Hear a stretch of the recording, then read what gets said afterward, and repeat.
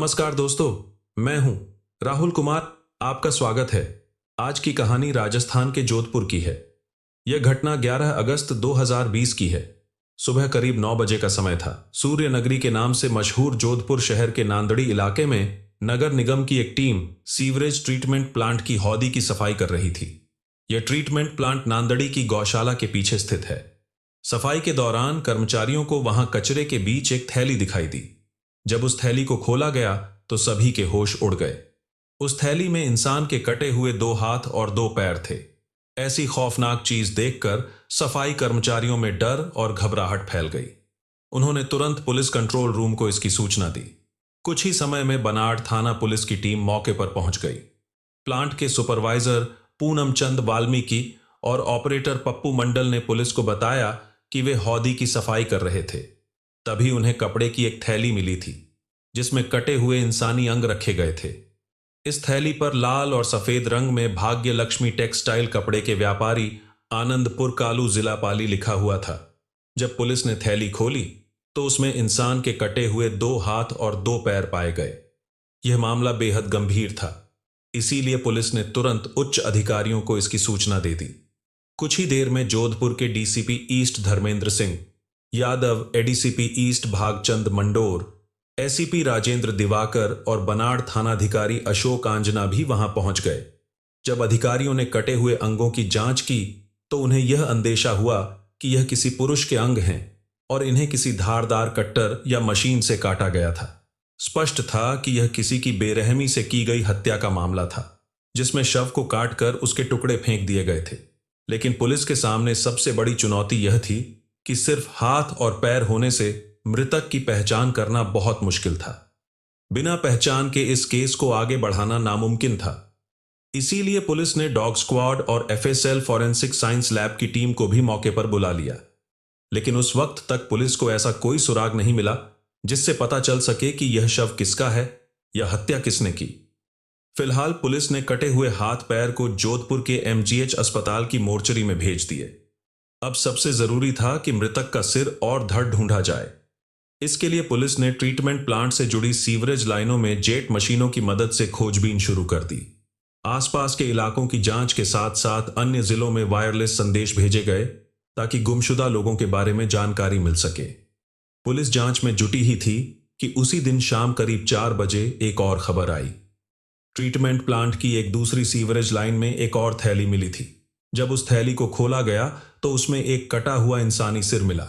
उसके बाद पुलिस अधिकारी एक बार फिर सीवरेज प्लांट पर पहुंचे। जिस प्लास्टिक की थैली में इंसानी सिर मिला था उस पर नागौर जिले के मेड़ता सिटी की एक दुकान का नाम और पता छपा हुआ था। जरूरी जांच और औपचारिकताओं के बाद पुलिस ने उस कटे हुए सिर को भी अस्पताल की मोर्चरी में सुरक्षित रखवा दिया। इस मामले में बनाड़ थाना पुलिस ने एएसआई गोवर्धन राम की रिपोर्ट के आधार पर अज्ञात लोगों के खिलाफ हत्या और सबूत मिटाने का केस दर्ज किया। मामला गंभीर और सनसनीखेज होने की वजह से पुलिस कमिश्नर के आदेश पर एक विशेष जांच टीम बनाई गई, जिसमें एडीसीपी भागचंद के नेतृत्व में एसीपी राजेंद्र दिवाकर, बनाड़ थानाधिकारी अशोक आंजना और डांगियावास थानाधिकारी लीलाराम को शामिल किया गया। अब पुलिस के सामने सबसे जरूरी काम था उस व्यक्ति का धड़ ढूंढना जिसका सिर मिला था। इसके लिए टीम ने सीवरेज प्लांट तक आने वाले गंदे नाले की मशीनों से गहराई से जांच शुरू करवाई ताकि लाश का बाकी हिस्सा मिल सके। उसी दिन रात को जोधपुर पुलिस को नागौर जिले से सूचना मिली कि चरण सिंह उर्फ सुशील चौधरी नाम का एक युवक 10 अगस्त 2020 से लापता है। उसके परिवार वालों ने मेड़ता सिटी थाने में गुमशुदगी की रिपोर्ट दर्ज करवा रखी थी। जब जोधपुर पुलिस ने चरण सिंह की फोटो मंगवाई और उसकी तुलना सीवरेज लाइन में मिले कटे हुए सिर की तस्वीर से की तो दोनों में समानता पाई गई। इसके बाद जोधपुर पुलिस ने मेड़ता सिटी थाने को सूचना भेजी और मृतक के परिजनों को बुलाया। अगले दिन यानी 12 अगस्त 2020 को मिले शव के अंगों की पहचान कर ली गई। मृतक की पहचान खाखड़ की गांव जिला नागौर निवासी 27 वर्षीय चरण सिंह उर्फ सुशील जाट के रूप में की गई। यह शिनाख्त उसके मामा के बेटे राजेंद्र गोलिया ने कि राजेंद्र ने पुलिस को बताया कि चरण सिंह को 2 महीने पहले ही राजस्थान सरकार के कृषि विभाग में सहायक कृषि अधिकारी के पद पर नियुक्ति मिली थी और उसकी पोस्टिंग नागौर जिले के डेगाना तहसील के खुड़ियाला गांव में हुई थी। वह 10 अगस्त को घर से निकला था, लेकिन उसके बाद वापस नहीं लौटा। जैसे ही अंगों की पहचान हुई, पुलिस को जांच में कुछ ठोस सुराग मिलने लगे। पुलिस ने मृतक के परिवारजनों से विस्तार से पूछताछ की ताकि हत्या का कारण और आरोपी तक पहुंचा जा सके। पूछताछ में पता चला कि साल 2013 में चरण सिंह की शादी बोरुंदा निवासी पोकर राम जाट की बेटी सीमा से हुई थी, लेकिन शादी के बाद की रस्म गौना अभी तक नहीं हुआ था। इन दिनों उसी की चर्चा चल रही थी। इसके साथ ही यह भी सामने आया कि चरण सिंह और उसके ससुराल वालों के बीच बोरुंदा में स्थित एक चूना भट्ठे को लेकर विवाद था। दरअसल चरण सिंह के पिता नेमाराम कई वर्षों से बोरुंदा कस्बे में पोकर राम के चूना भट्ठे पर काम करा रहे थे। वहीं सीमा के पिता पोकर राम भी वहीं पर काम करवाते थे। काम के दौरान दोनों परिवारों के बीच नजदीकियां बढ़ी और बाद में नेमाराम ने अपने बेटे चरण सिंह की शादी पोकर राम की बेटी सीमा से कर दी।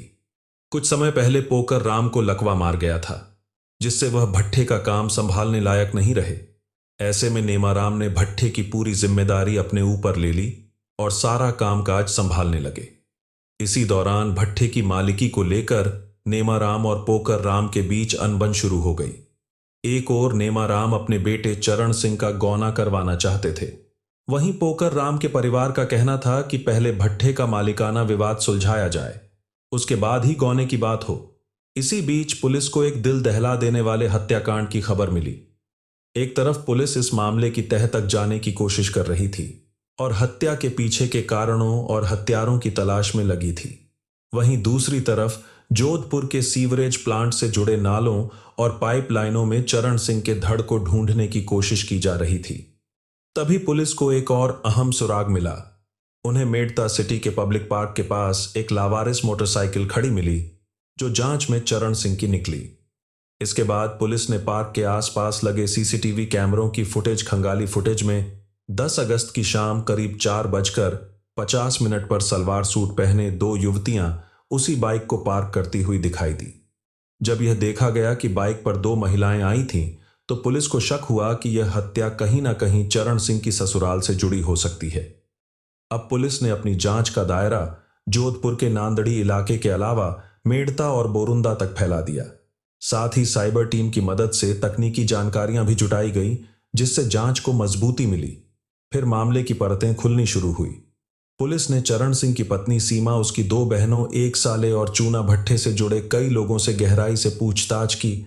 जब तमाम साक्ष्य और सबूत एकत्र हो गए, तो पुलिस ने 13 अगस्त 2020 को इस हत्या के मामले में सहायक कृषि अधिकारी चरण सिंह उर्फ सुशील चौधरी की 23 वर्षीय पत्नी सीमा, उसकी 2 बड़ी बहनें 25 वर्षीय प्रियंका और 27 वर्षीय बबीता और प्रियंका के प्रेमी भीमाराम जाट को गिरफ्तार कर लिया।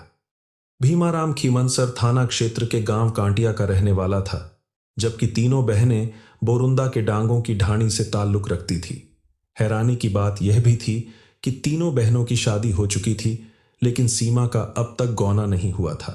गिरफ्तारी के बाद जब पुलिस ने चारों से कड़ाई से पूछताछ की, तो उन्होंने हत्या में अपनी भूमिका स्वीकार की और शव के बाकी हिस्से का सुराग भी दिया। उनकी निशानदेही पर उसी दिन शाम को पुलिस ने मंडोर के 9 मील इलाके में एक नाले की तलाशी करवाई, जहां से चरण सिंह का धड़ बरामद कर लिया गया। उसके बाद पुलिस पूछताछ के दौरान जो कहानी सामने आई, वह बेहद की दर्दनाक और दिल दहला देने वाली थी, जो किसी फिल्म से कम नहीं थी।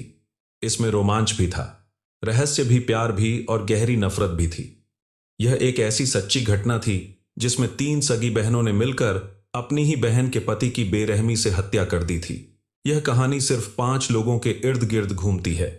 पति चरण सिंह, उसकी पत्नी सीमा और सीमा की 2 बहनें प्रियंका और बबीता, और प्रियंका का बॉयफ्रेंड भीमाराम, जो उम्र में प्रियंका से पूरे 15 साल बड़ा था।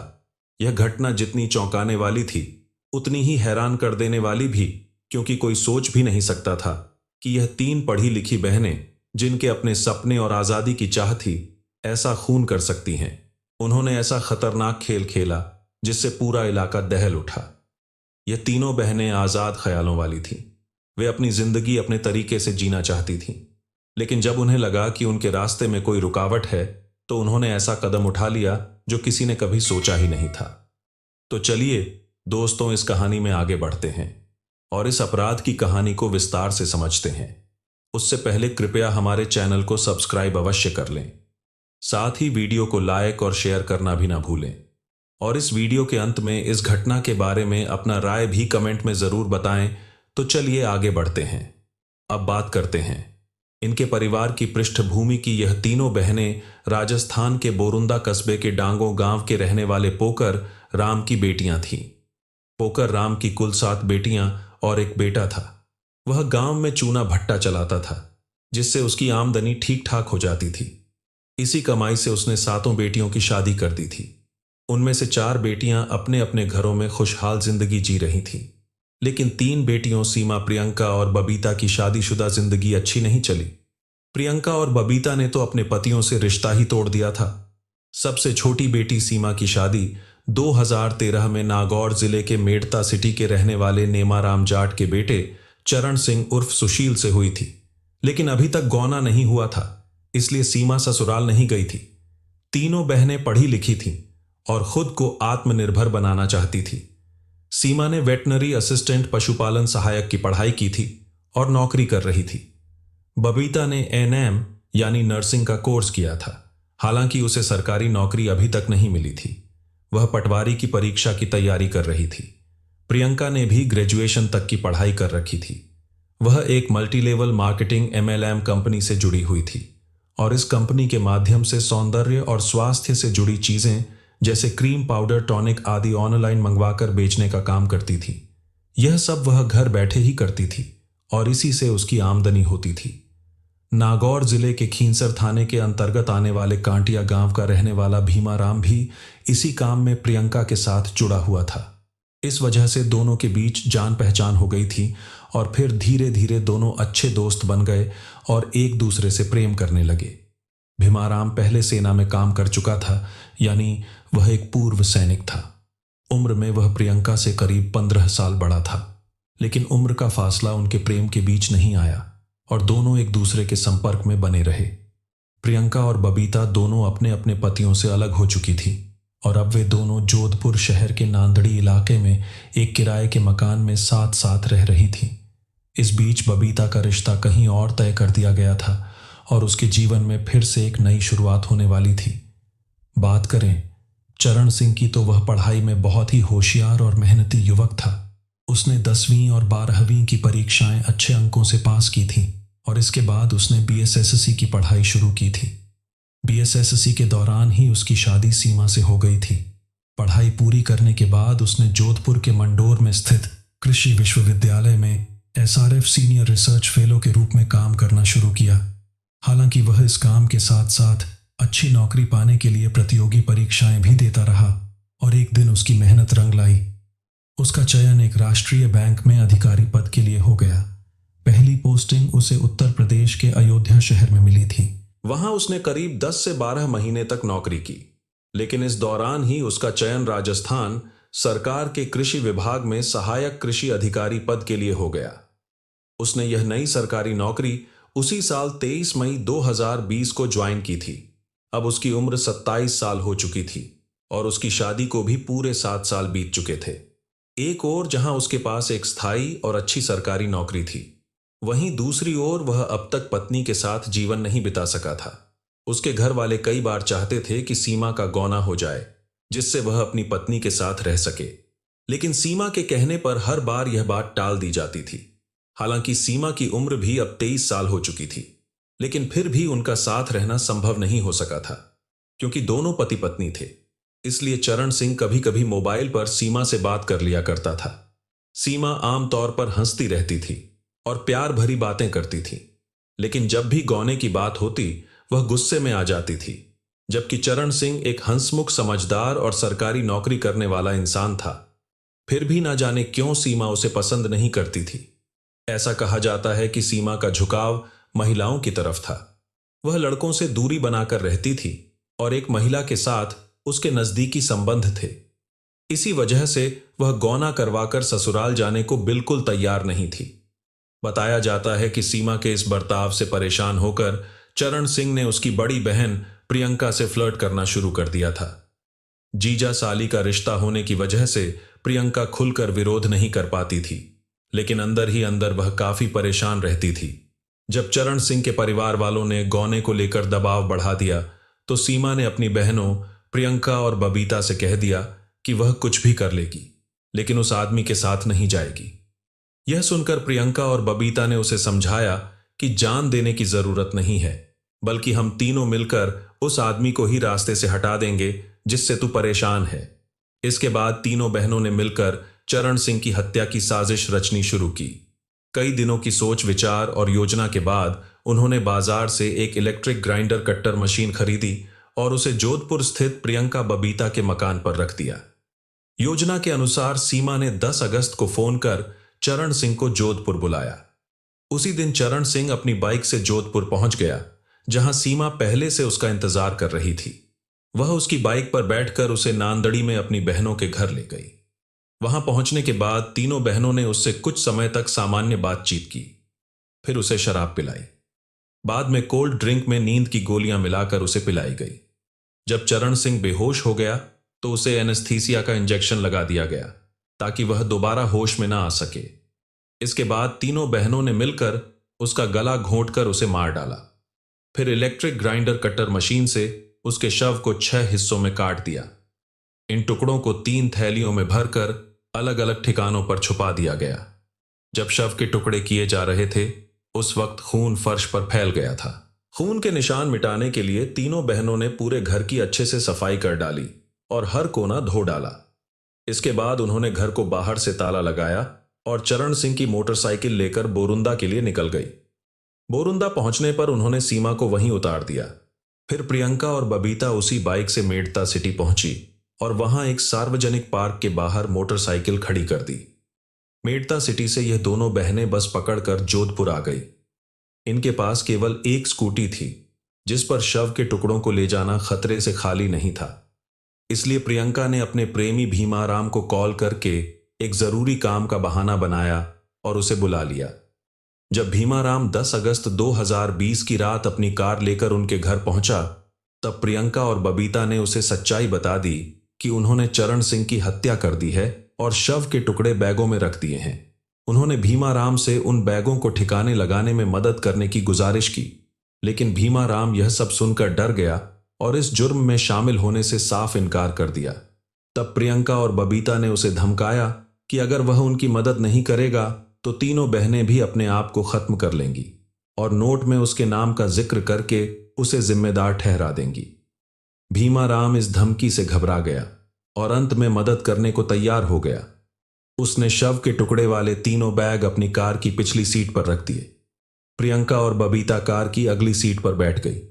उन्होंने 2 बैग, जिनमें सिर और हाथ पैर थे, नांदड़ी में अपने घर से करीब 100 मीटर की दूरी पर सीवरेज लाइन में डाल दिए।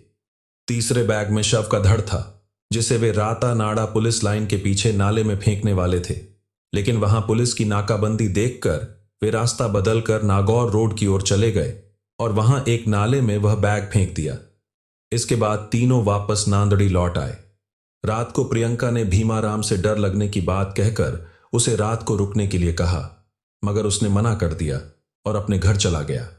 फिर 11 अगस्त को नांदड़ी की गौशाला के पीछे सीवरेज ट्रीटमेंट प्लांट की सफाई के दौरान सिर और हाथ पैर वाले 2 बैग बरामद हुए। बाद में 13 अगस्त को जब चारों आरोपियों को पकड़ा गया तो उनकी निशानदेही पर पुलिस को तीसरा बैग भी मिल गया, जिसमें शव का धड़ था।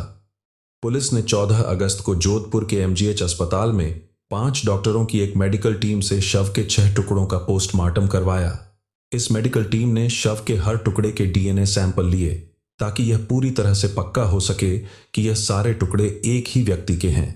इस मामले में जो 3 बहनें शामिल थीं, वे इतनी चालाक निकली कि जब सोशल मीडिया पर चरण सिंह की गुमशुदगी और मेड़ता सिटी थाने में रिपोर्ट दर्ज होने की खबरें फैलने लगीं, तो उन्होंने चालाकी से उसके रिश्तेदारों को खुद फोन कर यह दिखाने की कोशिश कि उन्हें कुछ भी नहीं पता है, और मासूम बनते हुए उल्टा उनसे ही पूछने लगी कि चरण सिंह कहाँ चला गया है।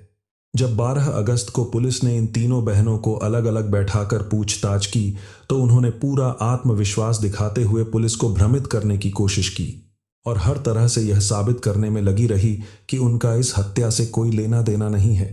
लेकिन बाद में जब पुलिस ने भीमाराम को हिरासत में लिया और उनके सामने सीसीटीवी फुटेज समेत कई ठोस सबूत रखकर गहराई से पूछताछ की तो आखिरकार सच्चाई बाहर आ ही गई।